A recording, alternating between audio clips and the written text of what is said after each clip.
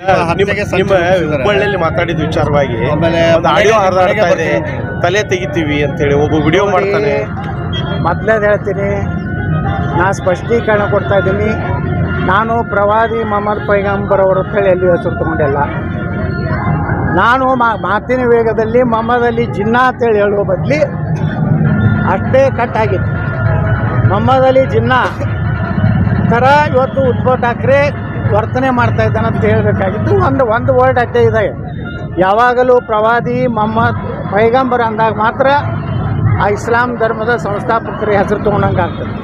ಸುಮ್ಮನೆ ನಿಮ್ಗೆ ಅದು ಕಾಂಗ್ರೆಸ್ನವ್ರು ಬಿಟ್ಟರೆ ಬಿಜಾಪುರನಾಗ ಯಾರೂ ವಿರೋಧ ಮಾಡ್ತಾ ಇಲ್ಲ. ಇವರಿಗೆ ಕಾಂಗ್ರೆಸ್ನವ್ರಿಗೆ ಒಂದು ಇಶ್ಯೂ ಬೇಕಾಗಿತ್ತು, ಹತಾಶೆ ಆಗಿದ್ದಾರೆ. ಈ ಕಾರಣ ಏನು ಬಿಜಾಪುರದಲ್ಲಿ ಏನು ನಡೀತಾ ಇಲ್ಲ, ಗುಂಡಾಗಿರಿ ನಡೀತಾ ಇಲ್ಲ, ಹಪ್ತಾ ವಸೂಲಿ ನಡೀತಾ ಇಲ್ಲ.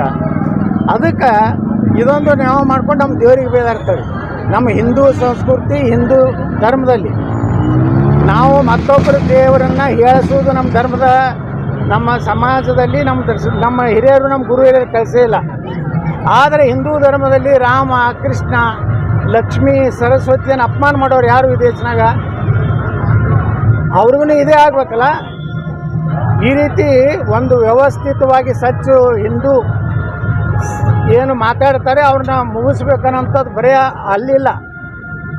ನಮ್ಮಲ್ಲಿ ಕೆಲವೊಂದು ಜನ ಅದಾರೆ, ಅವರೆಲ್ಲ ರಾತ್ರಿ ಅವರಿಗೆಲ್ಲ ಸಪೋರ್ಟ್ ಮಾಡಿ ಅವ್ರ ಜೊತೆಗಿದ್ದಾರೆ. ಆದರೆ ಅವರು ಭಾಳ ಈಗಿರೋ ಒಂದು ಇಶ್ಯೂ ಸಿಕ್ಕಿದೆ, ಇದರಾಗೆ ಮುಗಿಸ್ಬಿಡೋಕೆ ಯತ್ನಾಳ ಮುಗಿದಿಲ್ಲ. ಇಡೀ ಕರ್ನಾಟಕದ ಹಿಂದೂಗಳು ನನ್ನ ಜೊತೆಗಿದ್ದಾರೆ. ನೀವೇನಾರು ಅದು ತಿಳ್ಕೊಂಡಿದ್ರೆ, ನೀವೇನಾರೇ ನನ್ನನ್ನು ಮುಗಿಸ್ಬೇಕಂದಿದ್ರೆ ಕರ್ನಾಟಕದಲ್ಲಿ ಬೆಂಕಿ ಹತ್ತದು. ಇದನ್ನು ಈಗಾಗಲೇ ಪೊಲೀಸ್ ಇಲಾಖೆದವರು ಭಾಳ ಸಂಪೂರ್ಣ ತನಿಖೆ ಮಾಡ್ತಾಯಿದ್ದಾರೆ. ಆ ತನಿಖೆ ಬರಲಿ, ಅದರೊಳಗೆ ಯಾರ್ಯಾರು ಅದ ಅನ್ನೋದು ಹೊರಗೆ ಬರ್ತದೆ. ಇಲ್ಲಾಂದ್ರೆ ತನಿಖೆ ಮಾಡ್ಲಿಕ್ಕೆ ನಿಪಕ್ಷಪಾತವಾಗಿ ರಾಜ್ಯ ಸರ್ಕಾರಕ್ಕೆ ಹಾಕಿದ್ರೆ ಏನೇ ಕೊಡಲಿ. ಇದೇ ವಿಚಾರವಾಗಿ ವೇದಿಕೆ ಮೇಲೆ ವ್ಯಕ್ತಿ ಅದು ತನಿಖೆ ಮಾಡ್ಲಕತ್ತಾರ. ಶ್ರೀನಿವಾಸ್ ಅಂತೇನೋ ನಾನು ಕೇಳೀನಿ. ಅದು ಯಾಕೆ ಇಟ್ಕೊಂಡಿದ್ದ ಏನೂ ನನಗೆ ಗೊತ್ತಿಲ್ಲ. ಅದರ ಉದ್ದೇಶ ಏನಿತ್ತು ಗೊತ್ತಿಲ್ಲ. ಪೊಲೀಸರು ತಕ್ಷಣ ಅದನ್ನು ನೋಡಿ ಬಂಧಿಸ್ಯಾರಲ್ಲ. ನಮ್ಮ ಹಿಂದೂ ಕಾರ್ಯಕರ್ತನೇ ಹಿಡಿದು ಬೆನ್ನಲ್ಲಿ ಇತ್ತು ಅಂತ ಹೇಳಿ ನನಗೂ ಗೊತ್ತಿಲ್ಲ. ನಾನು ಸ್ಟೇಜ್ ಇಳಿದು ಬಂದ್ಮ್ಯಾಗ ಫೇಸ್ಬುಕ್ನಾಗ ನೋಡಿದೆ. ಅಲ್ಲಿ ತನಕ ನನಗೇನೋ ಅದ್ರ ಬಗ್ಗೆ ನನ್ನ ಗಮನಕ್ಕೆ ಯಾರೂ ತಂದೆ ಇಲ್ಲ.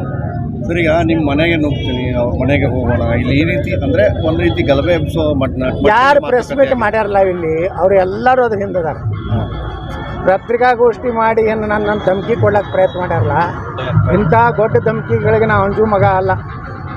ನಮ್ಮಲ್ಲಿ ಛತ್ರಪತಿ ಶಿವಾಜಿ ಮಹಾರಾಜರು, ವೀರಾಣಿ ಕಿತ್ತೂರು ಚೆನ್ನಮ್ಮ, ಸಂಗೊಳ್ಳಿ ರಾಯಣ್ಣ, ಬಾಬಾ ಸಾಹೇಬ್ ಅಂಬೇಡ್ಕರ್ ಅಂತ ಪುಣ್ಯಾತ್ಮರ ರಕ್ತ ನಮ್ಮಲ್ಲಿ ಇದೆ. ನೀವೇನಾರು ಅದನ್ನು ಉಚ್ಚ ಪ್ರಯತ್ನ ಮಾಡಿದ್ರೆ ಅದು ಉತ್ತರ ಕೊಡುವಂಥದ್ದು ನಮ್ಮ ಇಡೀ ಸಮಾಜನೂ ತಯಾರಿದೆ. ಅದಕ್ಕೆ ನೀವೇನಾದ್ರು ಧಮಕಿ ಕೊಡ್ತಿರಲ್ಲ, ಯಾರಿಗಾರು ಕೊಡ್ರಿ, ಆದರೆ ಯತ್ನಾಳಿಗೆ ಕೊಡುವಂಥದ್ದು ನಿಮ್ಮ ಕಡೆಯಿಂದ ಆಗಲಾರ್ದು. ನೀವೇನಾರು ಮತ್ತೆ ಆ ಹುಚ್ಚು ಸಾಹಸಕ್ಕೆ ಬಿದ್ದರೆ ಭಾಳ ದೊಡ್ಡ ಬೆಲೆಯನ್ನು ತರಬೇಕಾಗ್ತದೆ. ಸಚಿವ ಸಂಪುಟ